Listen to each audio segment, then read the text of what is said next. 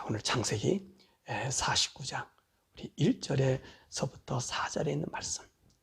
그래서 1절에서부터 2절의 말씀은 이제 야곱이 자기가 죽음을 앞두고 마지막 이제 자기 자손들에게 하나님의 복을, 그 복을 빌어주는 그 장면을 이야기하고 있습니다. 우리는 지난주서부터 이 이스라엘 나라의 12지파에 대한 이야기를 우리가 듣게 됩니다. 그래서 이 12지파에 대하여 우리가 야곱이 그들을 복을 내려주고 아들들의 장래에 대한 이야기를 하게 되는 것입니다. 그래서 오늘 12지파를 우리가 계속 공부하면서 야곱의 축복과 그 아들들이 낳았을 때 상황과 그리고 그 이름이 의미하는 것, 그리고 이제 모세가 마지막 출애굽하고 나서 이 광야에서 그 지파대로 축복하는 모습, 그리고 이제 이 제사장 가슴에 이 에봇 위에 달린 이 12보석, 12지파의 보석이 상징하는 그 의미들을 함께 살펴보고자 합니다. 오늘 본문에 있는 말씀 3절과 4절에 있는 말씀, 바로 이 르우벤 지파입니다.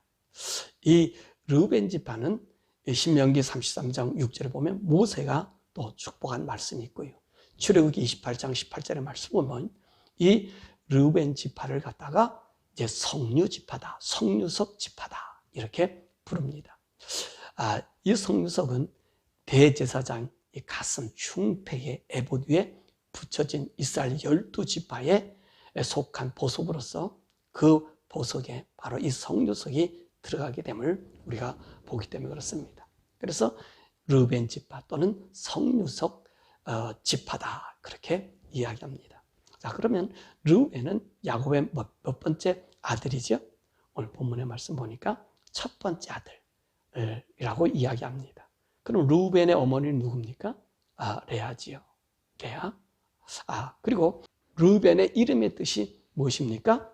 보라, 아들이로다 라고 이야기합니다. 그러면 왜 레아가 이 르우벤이란 이름을 지었을까 하는 것이지요. 여러분들 잘 아다시피 레아는 야곱의 첫 부인이지만 사실 사랑받지 못하는 아웃사이드의 여인입니다. 이 레아는 아버지 그 라반의 욕심에 의해서 동생 라헬을 이용해서 라헬의 결혼식 때 이제 야곱에게 주어 그의 아내가 되게 하였다는 것입니다. 더욱이 또 이 야곱도 레아를 사랑하지 않았습니다. 레아를 이렇게 자기 아내로서의 따뜻한 마음이 없었던 것 같아요. 그래서 이 하나님께서도 이 레아를 아신 거예요. 그래서 창세기 29장 31절의 말씀 보니까 하나님께서 레아가 사랑받지 못함을 보셨다라고 얘기했어요. 그러니까 야곱에게 있어서도 이 레아는 그렇게 탐탁한 부인이 아니었던 것입니다.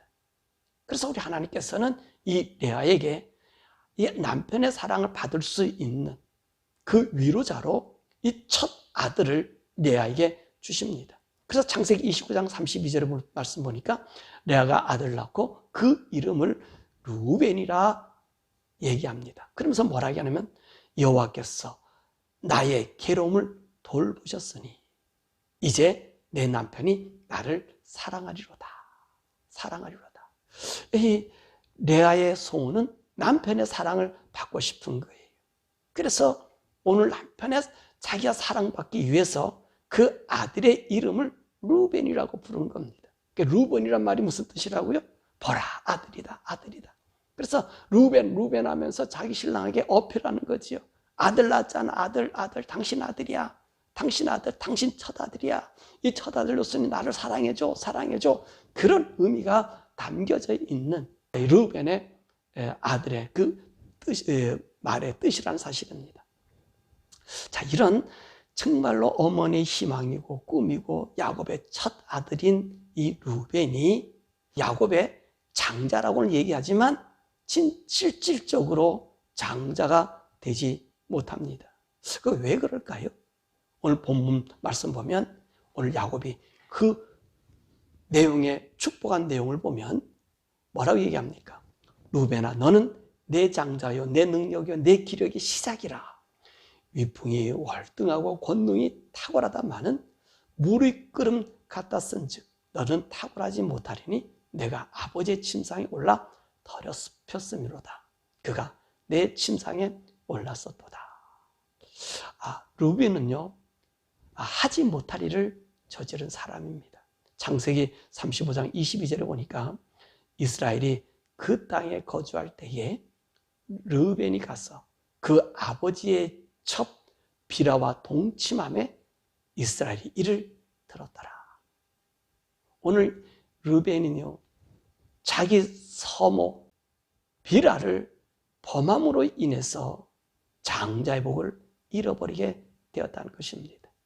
르벤은 어떤 사람이냐? 오늘 여기 소개한 말씀 보면 이 사람의 위풍이 당당하고요, 그 다음에 권능이 탁월했다는 거예요. 그런데 이 탁월하고 여러 가지 좋은 조건을 가지고 있었음에도 오늘 이는요, 이제 장자의 복을 잃어버리게 된 거예요. 그리고 또요, 오늘 여기 있는 말씀 보니까 그를 갖다가 뭐라 하면 물이 끓은 것 같다라고 얘기했어요. 그러니까 이 물을 끓은 것 같다는 원어는 파즈라는 말로 물이 막 끓어오름과 같은 그런 불안정한 의미를 얘기하는데, 바로 무모한 자, 부당한 자, 덧없음이라는 의미를 갖고 있다는 말씀입니다. 그러므로 아버지께 범죄함으로 인해서 인간적으로, 외형적으로는 위풍당당하다 할지라도 아버지가 내려주는 장자의 복은 그에게 없다는 것입니다. 그래서 이 르벤은요, 형제들에게서도 그 장자의 능력을 발휘하지 못합니다. 자, 우리가 그 말씀 창세기 30장 18절 이하에서 보면 이 르벤이 요셉을 죽이겠다고 이제 그 형제들이 모였을 때에 이제 이 요셉을요, 살리려고 웅덩이까지는 넣었어요. 근데 그래서 르벤이 잠시 자리를 떠나온 사이에 보면 오늘 르벤이 없자 바로 요셉을 미디안 상인들에게 팔아 넘긴 것을 볼 수 있습니다. 그러니까 장자로서의 그 형으로서의 맏형으로서의 지위와 권한을 형제들도 인정하지 않았음을 볼 수 있고요. 또 아버지도 그를 인정하지 않았습니다. 그것을 볼 수 있어요. 기근이 심했잖아요. 그래서 애굽에서 1차 양식을 가지고 왔잖아요. 그래서 그 양식이 다 떨어졌어요. 죽음이 그 가족들에게 찾아온 거예요. 그런데 오늘 아버지가 양식을 사오라도 얘들이 가지 않는 거예요. 왜냐하면 오늘 이들 형제들이 요셉에게 가서 뭐라고 얘기했습니까? 막내 아들이 있다라고 얘기했잖아요. 그러니까 요셉이 그 막내를 데리고 와라, 그렇게 얘기한 거잖아요. 그것을 데려오지 못하면, 막내 아들 베냐민 데리고 오지 못하면 너희들은 내게 오지 못할 뿐만 아니라 여기에 갇혀있는 시몬도 내줄 수 없다. 그래서 이제 베냐민을 데려가야 된다는 말입니다. 베냐민을 데려가야만이 오늘 이 식구들이 살고, 그리고 시몬도 살 수 있는 거예요. 이때 르벤이 제안하잖아요. 창세기 42장 30절 말씀 보면 그런 얘기. 아버지, 내가 정말 저 아들을 주면 그 베냐민 데리고 가서 반드시 살려가지고, 만약에 저 아들을 살려오지 못하면 내 두 아들 아버지 죽여주십시오. 내가 가서 반드시 베냐민을 데리고 오고 양식도 사오겠습니다. 그때 아버지가 거들떠보지 않고 듣지도 않아요. 아주 무시해버려요. 뿐만 아니라요, 아버지만 된 게 아니라 이 르벤은 이 탁월하고 월등한 능력을 가진 자임에도 불구하고, 여러분, 이스라엘 그 성경 역사에 보면 이 르벤 지파는요, 어느 때 한 번도 사사나 영웅으로 이스라엘 나라를 지도해 본 지도자의 지위에 있지 못했다는 것입니다. 그것이 왜 그랬어요? 오늘 르벤이 아버지 앞에 범죄함으로 인해서 그가 여러 해 인생 같은 지파에 속했지만 그 강한 힘, 그 능력이 발휘되지 못하고 있음을 볼 수 있습니다. 자, 그럼에도 불구하고 이 르벤이 이스라엘 12지파가 되었냐는 것입니다. 그것은 아마 본문의 말씀은 우리 성경엔 뚜렷하게 나와 있지 않지만 오늘 르벤은 회개의 삶을 산 것 같습니다. 르벤은요, 항상 자신이 죄인임을 인식하고 살았던 거예요. 그래서 그 회개한 마음으로 살아갔습니다. 그 모습이 무엇이죠?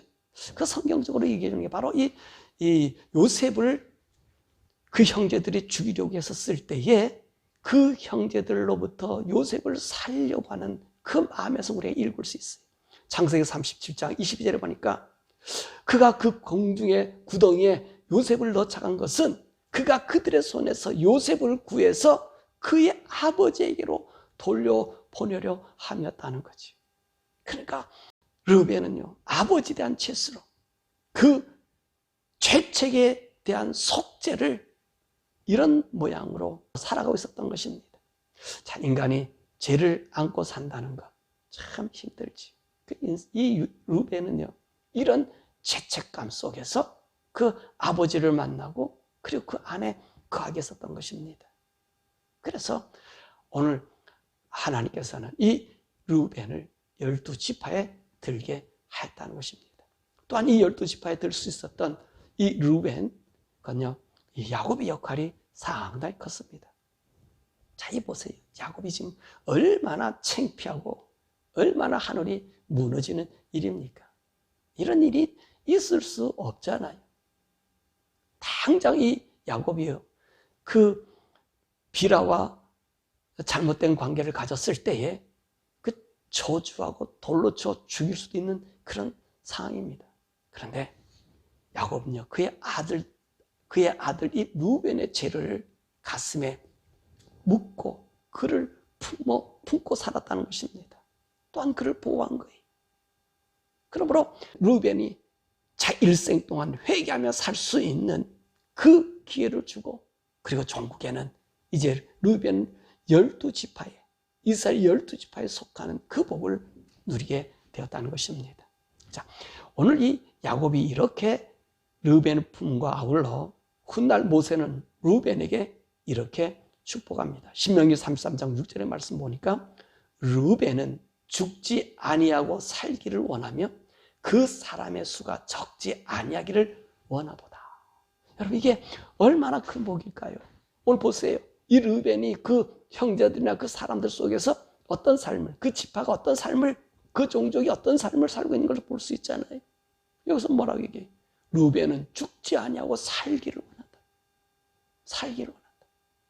자, 그러니까 오늘 르우벤 지파를요, 이 형제들이 왕따시키고 버릴 수 있는 그 상황에 있지만, 오늘 모세는 오늘 이 르우벤을, 그 야곱이 얘기한, 야곱이 품어진 것을 본받아서 이 지파를, 모든 형제들을 다른 지파가 보호해 주기를 원하는 것을, 그 후손들에게 유언한 것을 우리가 보게 됩니다. 자, 그러면 이 르우벤 지파는 그 어떤 보석을 가지고 있다 그랬습니까? 그 르우벤이 갖고 있는 보석은 성류석이라고 이야기하고 있습니다. 그 성류석이 어떤 보석일까요? 이 보석은 바로 여러분이 잘 아는 에메랄드입니다. 그럼 이 에메랄드는 어떤 색을 하고 있죠? 이 초록색 에메랄드. 초록색 에메랄드. 이 초록색 에메랄드는 바다색 아닙니까? 이 파도 치는 바다를 연상케 하는 색이라는 것입니다. 그런데 공교롭게도 이 중동이나 팔레스타인 이 지역의 사람들은 초록색 에메랄드를 가지기를 원하지 않아요. 그것을 싫어한다고 합니다. 왜 그러냐 했더니만, 이 에메랄드라고 하는 이 보석을 갖고 있으면 개인적으로 많은 어려움과 고난을 겪게 된다는 그 전설 때문에 그렇다는 것입니다. 그런데 말입니다, 이 고난과 역경과 어려움을 겪는 이 에메랄드, 이 보석이 지금 어디에 있어요? 대제사장 가슴에 붙어 있습니다. 에봇에 들어가 있는 이 보석이 되었다는 거예요. 그래서 출애굽기 28장 15절에서 21절을 말씀해 보면 에봇 위에 붙이는, 이 흉패에 붙이는 이 12개의 보석이 나오는데, 18절에 보면 그 둘째 줄에 이 성류석, 남보석, 홍마노도 함께 거기에 붙어 있는 것을 우리가 보게 됩니다. 이것은 무엇을 얘기할까요? 하나님께서 오늘 이 르우벤 같은 죄와 허물을 그 가슴에 묻어주시기 위한 거라는 것입니다. 바로 하나님이 그와 같은 죄가 있다 할지라도 하나님 그 가슴에 품어주신다는 거예요. 대제사장은 누구죠? 하나님의 대리인 아닙니까? 또 그 우리 인간의 대리인 아닙니까? 거기에 헛말고 죄 많은 인생도 우리 하나님 앞에 나갈 수 있고 하나님이 품어주고 있음을 우리에게 말씀해주고 있는 것이지. 자, 그러면 오늘 말씀을 정리하면 사실 이스라엘 나라의 12지파는 단순한 한 나라의 그 종족 지파가 아닙니다. 여기는요, 우리 하나님이 온 인류를 향한 구원의 계획이 있는 거예요. 왜냐하면 아브라함을 불렀고 이삭을 불렀고 야곱을 부른 이유가 뭐죠? 하나님이 창조주 하나님이시고 하나님이 우리 인간들 향하여 구원하고 있음을 보여주고 있는 상징적인 나라이기 때문에 그런 것입니다. 그래서 하나님의 이 구원, 인류를 향한 하나님의 뜻이 오늘 이 12지파 속에 담겨져 있어요. 12지파 속에. 그렇다면 우리는 이 루벤을 보면서 우리가 연상케 되는 사람이 있습니다. 누굴까요? 자, 참 유사한 것인데 이 루벤은 누구의 첫 아들이죠? 예, 야곱의 첫 아들입니다. 그러면 하나님에게 있어서 첫 아들은 누굴까요? 하나님에게 있어서 첫 아들, 그게 바로 아담과 하와입니다. 아담과 하와는요, 하나님의 형상을 닮은 최초의 인간 아닙니까? 또 온 영적 세계나 온 하나님이 지배한 이 세계에서는요, 유일무이하게 하나님의 형상대로 지음을 받고 그분의 생기를 받고 그분의 영을 받은 사람, 오직 아담과 하와밖에 없다는 것입니다. 자, 여러분, 하나님께서요, 이 아담과 하와를 보시고 얼마나 기뻐했습니까? 얼마나 행복했습니까? 마치 레아가 그 외침처럼, 그 외침은 그 비교하지 않을 정도로 우리 하나님이 너무너무 기뻤단 말입니다. 기뻤단 말이에요. 그래서 그 하나님께서 그 인간들에게 온 우주를 만들어주지 않았습니까? 다 만든 네가 가지라고, 이 만들어놓은 이곳에 네가 차지하라고 주지 않았습니까? 그런데 말입니다, 이 아담과 하와에게 누가 찾아왔죠? 사단이 왔어. 하나님이 그만 인간과 하나님과의 경계를 이루는, 지켜야 할 선인 바로 이 선악과를 따먹게 하고, 그는 그 영원히 하나님과 분리된 채 살아가는 운명이 되지 않았습니까? 왜 그랬을까요? 오늘 여기 있는 말씀 보면, 우리 창세기 3장에 가서 보면 그런 말씀 있잖아요. 사단이 와서 뭐라 얘기하죠? 너가 그거를 먹는 날에는 너는 하나님처럼 된다는 바래. 그들은 하지 말아야 할 일을 했다는 것입니다. 이처럼 루벤도 그렇지 않습니까? 자기가 아버지의 서모를 범함으로 말미암아 오늘 아버지와 아들과의 이 경계, 그거 아닙니까? 그 경계를 넘어서 자기가 아버지와 같은 동등된 위치를 범하는 그 질서를 깬 것과 같다는 것입니다.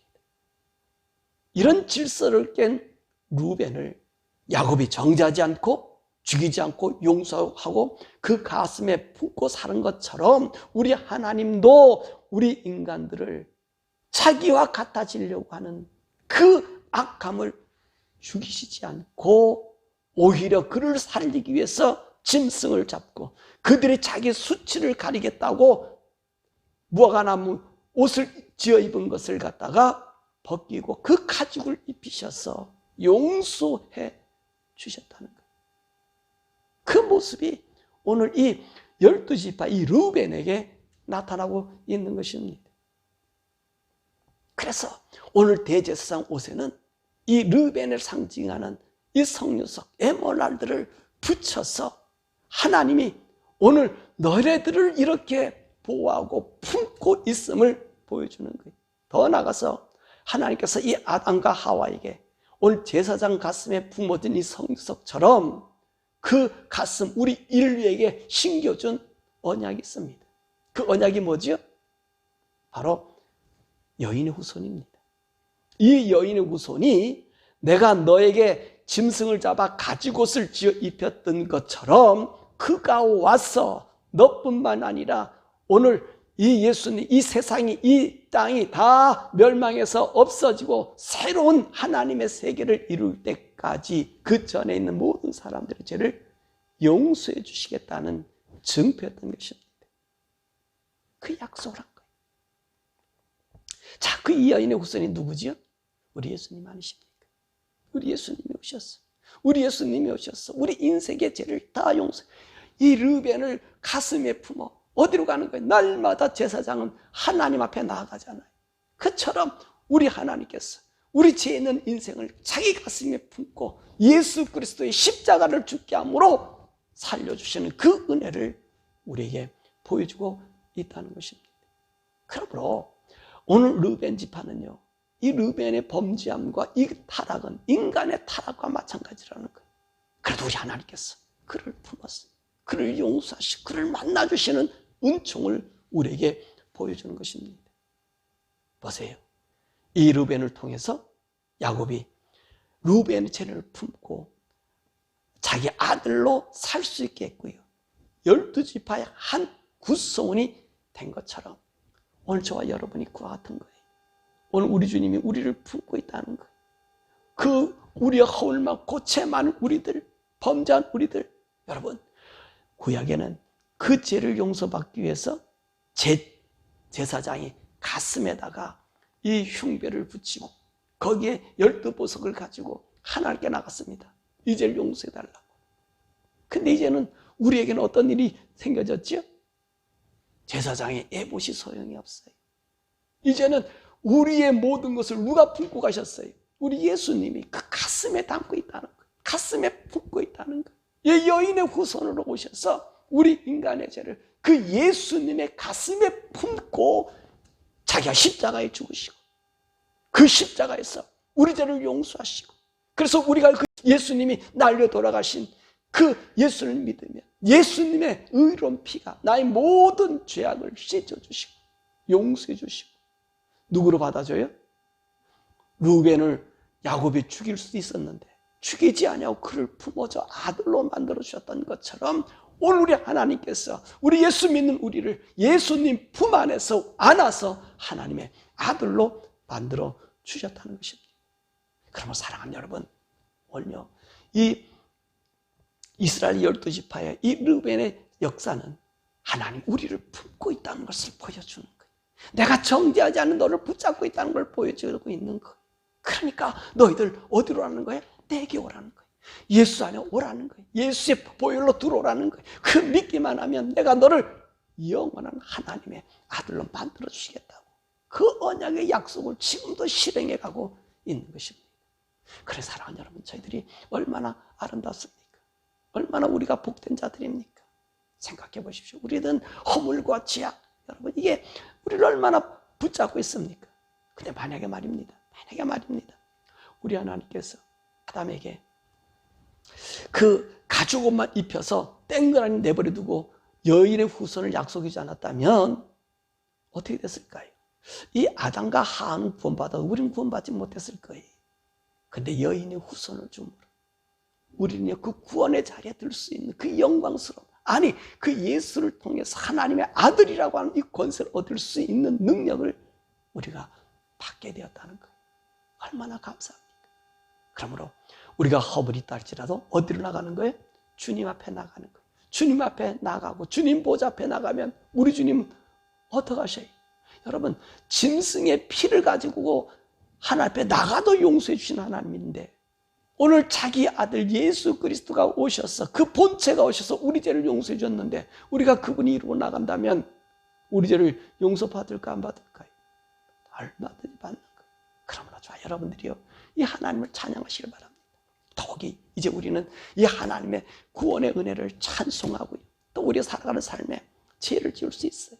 근데 죄 안 지을 수 있는 방법 또한 우리 하나님께서 성령을 통해서 우리에게 주셨잖아요. 성령을 따라서 우리가 성령 안에 거하면 우리 죄를 이길 수 있고 우리가 허물 져도요 성령님 나를 자꾸만 의 가운데로 인도해 주시기 때문에 성령을 따라서 우리가 걸어가면 여러분 우리는 날마다 하나님의 아들의 아름다움과 영광스러움을 누리며 살 수 있는 거예요.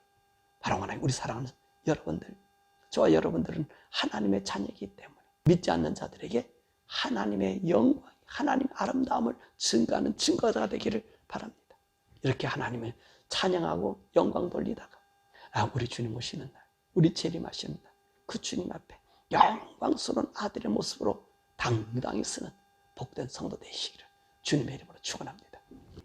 우리 함께 기도할 것은, 하나님, 내가 정말로 범죄하고 악하지만 그래서 나를 사랑해 주셔서 이렇게 나의 허물을 주님 품에 품어서 십자가에 달려 돌아가시고 그 내 이름을 하늘나라 생명책에 기록할 수 있도록 은혜신 그 주님, 네 생명을 놓치지 아니하고 끝까지 믿음 안에 살 수 있도록 성령님 나를 붙잡아 주시고, 죄의 마음, 악의 마음이 아니라 예수님과 같은 생명의 큰 마음이 나를 사로잡아 그 생명 가운데 하나님을 기쁘게 하는 삶 되게 해달라고 우리 주여 부르고 우리를 위해서, 우리 자손들을 위해서, 그리고 미국, 한국에서 함께 기도하겠습니다. 주여 부르고 기도합니다.